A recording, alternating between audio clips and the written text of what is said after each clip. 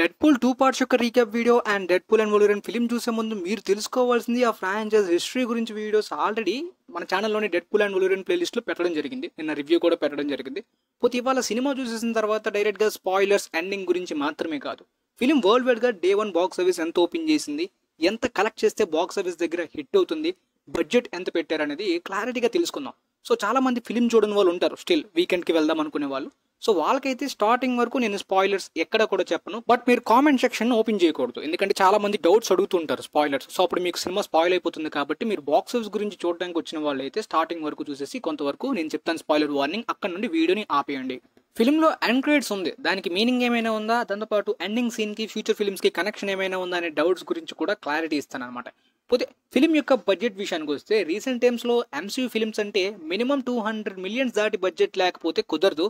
And మొన్న వచ్చిన the Marvel's అయితే మ్యాక్సిమం నాకు తెలిసి ట్యాక్స్ ఇంట్రెస్ట్ బాగా పెరిగిపోయి ఉంటుంది బడ్జెట్లోనే, దాదాపుగా 275 మిలియన్స్. అమ్మో మామూలు విషయం కాదు. ఇంకొక 25 మిలియన్స్ దాటితే ఒక ఎవెంజర్స్ క్రాస్ ఓవర్ లాంటి ఫిల్మే తీసేయచ్చు. అంత పెద్ద బడ్జెట్ పెట్టిన ద మార్వెల్స్ ఫిలిం హాలీవుడ్లోనే one of the biggest disasters కాదు, ఆల్ టైమ్ బిగ్గెస్ట్ లాసెస్లోకి వెళ్ళిపోయింది అనమాట. ఆల్ టైమ్ రికార్డ్ లాస్ అనుకోండి. ఎనీవే ఆ ఫిలిం బడ్జెట్ 275 మిలియన్స్ కేవలం ప్రొడక్షన్ కాస్టే, ప్రమోషన్స్ ఇంక్లూడ్ లేదు. బట్ ఇక డెడ్పూల్ అండ్ వోల్వరిన్ బడ్జెట్ విషయానికి వస్తే ఈ ఫిలిం యొక్క budget 200 millions only production cost అనమాట. ప్రమోషన్స్ కి మార్కెటింగ్ కి ఎక్స్ట్రా 100 మిలియన్స్ ఖర్చు అయిందంట. పోతే ఇక ప్రొడక్షన్ కాస్ట్ లో 200 మిలియన్స్ లోని శాలరీస్ విషయానికి వస్తే ర్యాన్ రెనాల్డ్స్ ఈ ఫిలిం లో ఎక్కువ శాలరీ తీసుకుంటాడు, 30 మిలియన్స్. అంటే ఇది Deadpool film and of course Wolverine వల్ల హైప్ ఉన్నా సరే Ryan Reynolds only Deadpool character hype వల్ల మాత్రమే కాదు, ర్యాన్ రెనాల్డ్స్ తన స్టార్డమ్ ని మెల్లిగా పెంచుకుంటున్నాడు టైర్ 2 నుండి. అంటే డెడ్పూల్ ఫ్రాంచైజ్ వదిలేయండి, అది కాకుండా డిటెక్టివ్ పికాచు ఇది కూడా వదిలేస్తే నెట్ఫ్లిక్స్ లోనే 6 అండర్ గ్రౌండ్ కానీ, ఆరమ్ ప్రాజెక్ట్ కానీ, రెడ్ నోటీస్ కానీ, అంతెందుకు థియేటర్లుగా వచ్చిన మొన్న ఫ్రీగా ఈ సినిమా చాలా వరకు కాంపిటీషన్ లో కూడా 331 మిలియన్స్ దాటి కలెక్ట్ చేసింది. ఫ్యామిలీస్లోని కానీ కిడ్స్లో కానీ ఎంటర్టైనింగ్ రోల్స్ తోటి ర్యాన్ రెనాల్డ్స్ కొద్దిగా ఇంప్రూవ్ చేసుకుంటున్నాడు తన స్టార్డమ్ని. తన కెరీర్లో హైయెస్ట్ అంటే డెడ్పూల్ 2 ఫిలింకి 40 మిలియన్స్ తీసుకున్నాడు ఫైనల్గా, అంటే ప్రాఫిట్స్లో కూడా తీసుకున్నాడు అనమాట. సో ఈ ఫిలిం కేవలం అడ్వాన్స్డ్ అప్ ఫ్రంటే 30 మిలియన్స్, అంటే తర్వాత ఫైనల్గా ఫిలిం ప్రాఫిట్స్ చేసిన తర్వాత ఎంత తీసుకుంటాడో మనం చెప్పలేం. So demand పెంచుకుంటున్నాడు.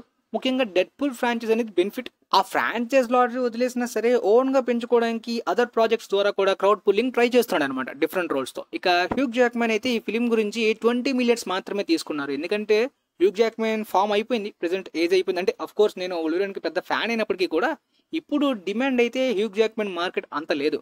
వింటేజ్ లో కూడా ఆయన టైర్ 1 కాదు కానీ కొంత స్టార్డమ్ క్రౌడ్ పుల్ ఉండేది, బట్ ఇప్పుడు కష్టం అనమాట. ఫర్ ఎగ్జాంపుల్ రీసెంట్ గా ర్యాన్ రెనాల్డ్స్ ఇదే ఇయర్ లో వచ్చిన ఇఫ్ ఫిలిం బాక్స్ ఆఫీస్ దగ్గర ఫ్లాప్ అయిపోయింది, స్టిల్ ఫైనల్ రన్ లో 186 మిలియన్స్ కలెక్ట్ చేసింది, ఫ్యామిలీ ఫిలిమే. సో అలాంటి బాక్స్ ఆఫీస్ వచ్చేలాంటి ఫిల్మ్స్ కూడా ప్రెసెంట్ హ్యూగ్ జాక్మన్ కి ఎన్నో ఇయర్స్ నుండి లేవు అనమాట. కాబట్టి ఈ శాలరీ అనేది కూడా వోల్వరిన్ పాపులారిటీ కోసం, ఈ ఫ్రాంచైజ్ కోసం.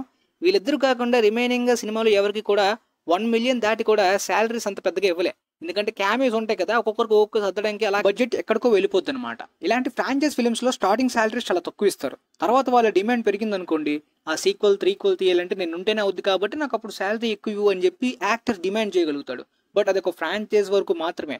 ఆ తర్వాత సొంతంగా ఫిల్మ్స్ లో సక్సెస్ లేదనుకోండి, అదర్ ఫిల్మ్స్ కి నీకు అంత శాలరీ ఉండదు, డిమాండ్ ఉండదు, అసలు కాస్టింగ్ కూడా చాయిసెస్ దొరకవు, అలా ఉంటుంది అనమాట. అలా సొంతంగా డిమాండ్ ఉన్న యాక్టర్స్ హాలీవుడ్ లో చాలా చాలా తక్కువ.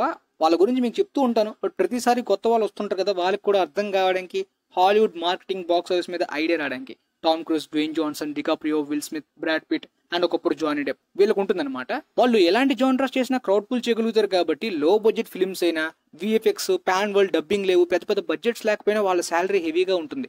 అదే వాళ్ళ పెద్ద సినిమాలు చేస్తే బిగ్ బడ్జెట్ సినిమాలు విఎఫ్ఎక్స్ తోటి పాన్ వరల్డ్ గా 100 మిలియన్స్ దాటి కూడా తీసుకుంటారు అనమాట. ఆ రేంజ్ డిమాండ్ ఉంటుంది. పోతే ర్యాన్ రెనాల్డ్స్ చాలా తెలివిగా పనిచేస్తున్నాడు అనమాట. ప్రొడక్షన్ లో కూడా ఇన్వాల్వ్ అవుతున్నాడు, రైటింగ్ డిపార్ట్మెంట్ లో కూడా ఇన్వాల్వ్ అయ్యాడు. అందువల్లనే కేవలం అడ్వాన్స్ 30 మిలియన్స్ తీసుకున్నాడు. తర్వాత ప్రాఫిట్స్ గట్టిగా వస్తే లాభాలు కూడా తీసుకుంటాడు కొంత పర్సెంటేజ్.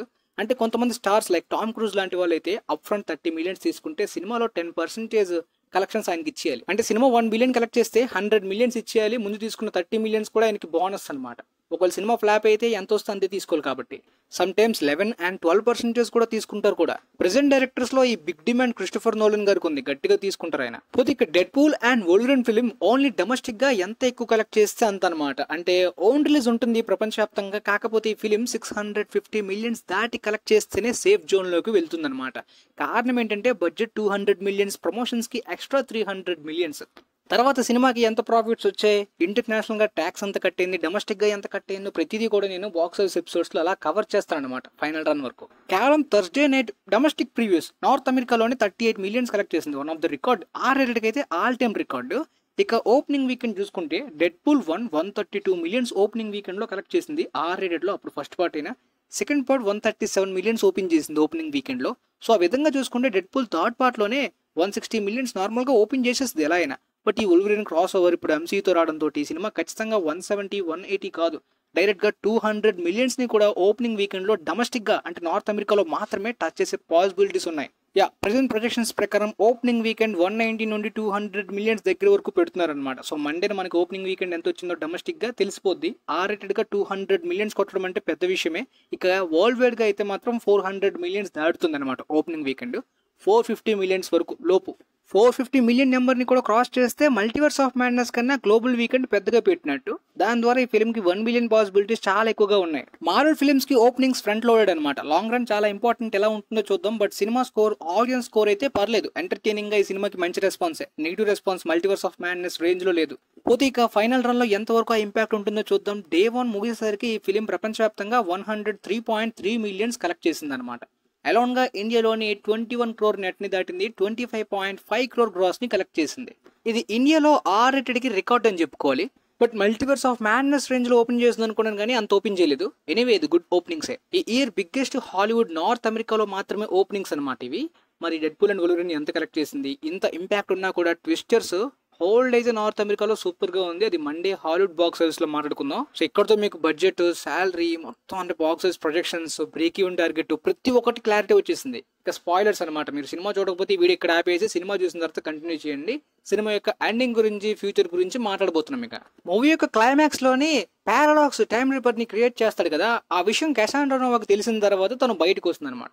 అంతవరకు తను వాయిడ్ లో ఉంటుంది. అంటే తను తలుచుకుంటే రాగలదు, కాకపోతే రాదు. అదేంటో మరి. ప్లాట్ హోల్స్ MCUలో చాలా ఉన్నాయి, ఈ ఫిల్మ్ లో కూడా చాలా ఉంటాయి అనమాట. బట్ సినిమాలో చూపించింది అది. సో తనైతే మాత్రం ఈ బిట్రియల్ గురించి తెలుసుకుని బయటకు వచ్చిన తర్వాత పారాడాక్స్ మీద కాదు, మొత్తం అన్ని టైమ్ లైన్స్ మీద కూడా రివెంజ్ తీర్చుకుందామని, ఆ టైం రిపర్ ని సొంతం చేసుకుందామని, అన్ని టైం లైన్స్ ని డిస్ట్రాయ్ చేసి ఓన్లీ వాయిడ్ ని మాత్రమే ఉంచుదామని అనుకుంటుంది కసాండ్రా నోవా. ఆ టైం రిపర్ యొక్క పవర్ ఫ్లో ని డిస్టర్బ్ చేసి మధ్యలో దాన్ని ఆపాలని ప్రయత్నించే వాళ్ళ ప్రాణాలు పోతాయని చెప్పి పారాడాక్స్ అయితే డెడ్పూల్ కి వోల్వరిన్ కి చెప్తాడు. సో వాళ్ళు ఒకరంటే ఒకరు త్యాగం చేద్దామని వెళ్ళిన తర్వాత ఇద్దరు కలిసి త్యాగం చేస్తారు. బట్ వాళ్ళిద్దరూ కలవడం తోటి ఇద్దరికి ఏం కాదు. అదే ఒకరు వెళ్తే ఖచ్చితంగా ఎవరికొకరికి ఏదో ఒకటి అంటే ప్రాణాలు ఖచ్చితంగా పోతాయి. బట్ కసాండ్రా నోవా అయితే మాత్రం పోతుంది అనమాట. సినిమా ఎండింగ్ కి విలన్ చనిపోతుంది. ఇంతవరకు మనకి టీవీ గురించి ఎలా చూపించారో బట్ తెలియదు. ఎక్కడైతే మాత్రం SBA లాగా సిటీకి ఒక బ్రాంచ్ ఉన్నట్టు ఒక బ్రాంచ్ ఉంటుంది కదా. సో హంటర్ B-15 అయితే మాత్రం ఈ టైం రిపర్ యాక్టివేట్ అవ్వగానే ఈ లొకేషన్ కి వచ్చేస్తుంది. పారాడాక్స్ ని అరెస్ట్ చేస్తుంది. బట్ ఎవరి టైం లైన్ కి వాళ్ళకి వెళ్ళిపోమని అంటుంది. బట్ అంత సీరియస్ సిచ్యువేషన్ లో కూడా పీటర్ ని చూసి సైట్ కొడుతుంది. బట్ డెడ్పూల్ సాక్రిఫైస్ చేసిన ఆ వాయిడ్ లో రెబల్స్ ని సేవ్ చేయమని అడుగుతాడు. సో అది కూడా జరిగిపోతుంది. ఇక వోల్వరిన్ అయితే మాత్రం తన పాస్ట్ చేంజ్ చేయాల్సిన అవసరం లేదు, తన పాస్ట్ వల్లే తన క్యారెక్టర్ ఎంత స్ట్రాంగ్ అయింది, అది చేంజ్ చేస్తే ఇక యూజ్ ఉండదని, అవసరం లేదని అంటుంది. వేడ్ విల్సన్ ఎర్త్ 1005 లో ఉంటాడు అనమాట. తన 1005 ఎర్త్ లో అయితే మాత్రం యాంకర్ లోగన్ చనిపోయిన తర్వాత తన వరల్డ్ మొత్తం నాశనం అవుతున్నట్టు మనకి పారాడాక్స్ చెప్తాడు కదా. అందుకని వేడ్ విల్సన్ ఒక వేడ్ అండ్ వోల్వరిన్ ని తెచ్చేస్తే మొత్తం సెట్ అయిపోతుంది అనుకుంటాడు కానీ లాజికల్ గా అది కుదరదు. బట్ ఫిల్మ్ ఎండింగ్ అయితే అలానే చూపించారు అనమాట. ద యాంకర్ అంటే వోల్వరిన్ అయితే మాత్రం డెడ్పూల్ తో కలిసే ఉంటాడు తన టైం లైన్ లో. అండ్ లారా కూడా అక్కడికి వస్తుంది. లోగన్ క్లైమాక్స్ లో ఏడ్చిన వాళ్ళకి ఆ సీన్ ఏదో రీయూనియన్ గా అలా అడ్జస్ట్ అవ్వడానికి హ్యాపీ అండ్ పీస్ఫుల్ ఎండింగ్. ఒక యాంకర్ వల్ల కంప్లీట్ రియాలిటీ నాశనం అవుతుందనే విషయం మనకి ఇంతవరకు తెలియదు. మేబీ లోకి టీవీ సిరీస్ లో జరిగిన ఈవెంట్స్ కారణం వల్ల అనుకుందాం. దానివల్ల టీవీ ఏం చేయలేదా, కానీ టీవీ తలుచుకుంటే ఏమైనా చేయగలదనే పొటెన్షియల్ తో ఈ టైం రిపర్ ని ప్రయత్నిద్దామని అనుకుంటాడు. బట్ అది శాంక్షన్ చేయనిది కాబట్టి, ఇల్లీగల్ కిందకి వస్తుంది కాబట్టి హంటర్ B-15 ఆయన్ని అరెస్ట్ చేస్తుంది. ఎందుకంటే టైం రిపర్ ఒక బ్యాడ్ పీపుల్ చేతిలో పడింది అనుకోండి, మొత్తం అన్ని టైం లైన్స్ కి కూడా చాలా పెద్ద దారుణం జరుగుతుంది కదా. జస్ట్ లైక్ ఈ సినిమా ఎలా అంటే నో వే హోమ్ లాగా ఒక పాయింట్ ఓపెన్ చేసి అదే పాయింట్ ని మొత్తం కవర్ అయిపోయింది, సేఫ్ అయిపోయింది, ఏం లేదు అన్నట్టు ఆపేశారనమాట. సో దాని ప్రకారం ఏంటంటే ఫ్యూచర్ ఈవెంట్స్ కి, అప్కమింగ్ గా అవెంజర్స్ సీక్రెట్ వార్స్ కో క్యాంగ్ డెనిషినో బిల్డ్ చేయడానికి అయితే మాత్రం ఈ సినిమా ద్వారా ఏం యూజ్ చేసుకోలేదు స్క్రిప్ట్. లైక్ ఇన్ఫినిటీ సాగాలో ఏజ్ ఆఫ్ అల్ట్రాన్ లో అయితే మాత్రం మనకి ఇన్ఫినిటీ వార్ గురించి చాలా రిఫరెన్సెస్ ఉంటాయి. ఇన్ఫినిటీ సాగా వెరీ వెల్ ప్లాన్డ్ అని చెప్పుకోవచ్చు. ప్రతి ఫిల్మ్ ద్వారా మెయిన్ ఈవెంట్స్ ని బాగా సెట్ చేసుకుని పే ఆఫ్ ఇచ్చారు. బట్ ఈ మల్టీవర్స్ సాగాలో ఏం జరుగుతుందో ఒక్కొక్క సినిమాలో ఒక్కొక్క ప్రాబ్లం చూపిస్తారు. అంత నార్మల్ అయిపోయింది, అంతా కవర్ అయిపోయింది, ఏం లేదని చూపిస్తారు క్లైమాక్స్కి. ఈ సినిమాలో కూడా అలానే dead pool and Wolverine earth 10005 వాళ్ళ ప్లేస్కి వెళ్ళిపోయారు అనమాట. ఫ్యామిలీతో హ్యాపీగా ఉన్నారు. అండ్ లోగన్ వేరియంట్ అయినప్పటికీ కూడా ఇక్కడ వీళ్ళతో ఉన్నాడు, లారా కూడా. అండ్ ఆ రెబల్స్, ఆ వాయర్లో బ్రతుకున్న రెబల్స్ ఎక్కడికి వెళ్ళారో తెలియదు, కానీ వాళ్ళ మీద సపరేట్ ఫిల్మ్ తీయొచ్చు. వాళ్ళ గురించి తర్వాత మాట్లాడుకుందాం. పోతే ఈ ఎర్త్ 10005 నుండి వీరిద్దరూ మళ్ళీ తిరిగి MCU ఎర్త్ 616కి తిరిగి వస్తారంటే పక్కాగా వస్తారు. హంటర్ B15 అదే అంటుంది కదా, మీలాంటి వాళ్ళ హెల్ప్ చాలా సార్లు రావచ్చు, వస్తే మీరు హెల్ప్ చేయడానికి రెడీగా ఉండండి అన్నట్టు. డెడ్ పూల్కి కావాల్సింది కూడా అదే, అవెంజర్ అవ్వాలని. కానీ 10005 నుండి డెడ్ పూల్ MCU యూనివర్స్కి ఎలా వచ్చాడనేది ఒక అనాన్సర్డ్ క్వశ్చన్. దాంతోపాటు ఆ వాయిడ్లో రెబల్స్ ఏమయ్యారు అండ్ మనకు చూపించిన చాలా క్యామియోస్కి అర్థం ఏంటనే దాని గురించి అనాన్సర్డ్ క్వశ్చన్స్ చాలా ఉంటాయి. అన్నీ ఒకే వీడియోలో చెప్తే గంట అయిపోద్ది అనమాట మొత్తం ఎక్స్ప్లెయిన్ చేయడానికి. కాబట్టి ఒక్కొక్కటిగా చెప్తాను అండ్ ఫైనల్గా ఫుల్ ఫిల్మ్ ఎక్స్ప్లెనేషన్ క్లారిటీ కూడా మీకు ఇస్తాను, ఏ డౌట్ లేకుండా. పోతే ఫిలిం అంతా అయిపోయిన తర్వాత ఎండ్ క్రెడిట్స్లో మనకి ఒక సీన్ని చూపించారు కదా. క్రిస్ ఎవన్స్ జానీ స్టార్మ్ అయితే కెసాండ్రా అని చాలా తిడతాడు, బట్ అవన్నీ కూడా డెడ్ పూల్ కలగలిపి చెప్పినట్టు స్టార్టింగ్లో మనకు చూపిస్తారు. ఆ తర్వాత తను రికార్డ్ చేసి చూపిస్తాడు అనమాట. సో తను చావడానికి కారణం నేను కాదు, వాడు నిజంగానే అవన్నీ తిట్టాడని చెప్పి వీడియో చూపిస్తాడు. అదొక ఫన్నీగా పెట్టారు. పోతే మీకు అప్పుడు గుర్తుందో లేదో, మన ఛానల్లో ఒక వీడియో చేశాను. క్రిస్ ఎవన్స్ గారు క్యాప్టెన్ అమెరికా మాత్రమే కాకుండా హ్యూమన్ టార్చ్ గా జానీ స్టార్మ్ గా కూడా తిరిగి రావడం నాకు ఇంట్రెస్టే అని చెప్పారనమాట. బట్ అది నిజమవుతుందని అనుకోలే క్యామియోగా. కాకపోతే మరీ కమీడియన్ గా బఫూన్ చేసేసారు. క్యామియో బాగా సిల్లీ అయిపోయి పైరో హ్యాండిల్ చేయడం, ఓడించేసేయడం.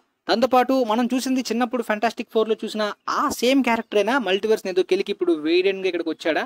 దాంతోపాటు Blade old film and Ben Affleck dare డెవిల్లో ఉన్న ఎలక్ట్రా. బెన్ అఫ్లిక్ ని చూపించలేదు కానీ గ్యాంబిట్ ని. మరి ఈ క్యారెక్టర్స్ కి అర్థం ఏంటి, ఇవి ఫ్యూచర్ లో వస్తాయా, జస్ట్ క్యామియోస్ గురించి మాత్రమే చూపించారా మల్టీవర్స్ ఆఫ్ మ్యాడ్నెస్ లాగా అంటే దాని గురించి తర్వాత చెప్తా, ఈ రెబల్స్ వాయిడ్స్ గురించి. But human torch, Chris Evans Johnny Storm human torch character ఖచ్చితంగా సీక్రెట్ వర్స్ లో వస్తుందన్నమాట. సీక్రెట్ వర్స్ లో మీకు చెప్పాను కదా, ఒకే యాక్టర్ తోటి మల్టిపుల్ వేరియంట్స్ గా వాళ్ళు ఒక్కొక్క యూనివర్స్ లో ఒక్కొక్క క్యారెక్టర్ గా కూడా చూపించే అవకాశం ఉంటుంది. మీరు షాక్ అవ్వాల్సిన అవసరం లేదు. సీక్రెట్ వార్స్ యొక్క బేసిక్ ఐడియా కాన్సెప్ట్ అది. బట్ ఆ సీక్రెట్ వార్స్ ని బిల్డ్ చేయడానికి ప్రెసెంట్ స్ట్రాంగ్ ఈవెంట్ సినిమా అయితే ఇంతవరకు రాలేదు. ప్రాపర్ ఎక్స్ప్లెయినింగ్ డీటెయిలింగ్ లేదు, కానీ ఈ క్యారెక్టర్స్ ని జస్ట్ నార్మల్ క్యామియోస్ గా మాత్రమే కాదు గైస్, ఖచ్చితంగా సీక్రెట్ వార్స్ లో వీళ్ళని వాడుకుంటారనమాట.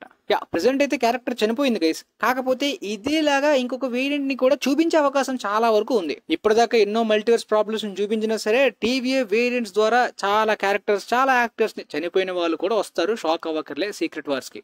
మరి క్యాంగ్ ఏమయ్యాడు, ప్రెసెంట్ మల్టీవర్స్ సాగాకి మెయిన్ విలన్ ఎవరు, అండ్ మనకి ద మార్వెల్స్ లో చూపించిన బీస్ట్ ఏమయ్యాడు, ఆ ప్యారలల్ రియాలిటీ ఏంటంటే దాని గురించి తర్వాత వీడియోస్ లో తెలుసుకుందాం. ప్రస్తుతానికి అర్థమైన వీడియో మీ ఫ్రెండ్స్ లో ఎవరికైనా సినిమా చూసి డౌట్స్ ఉన్న వాళ్ళకి కూడా వీలైతే షేర్ చేయండి, యూజ్ అవ్వచ్చు. మీ సపోర్ట్ బట్టి ఇలాంటి వీడియోస్ ఎన్నో చేయగలుగుతాను. And thanks for watching guys.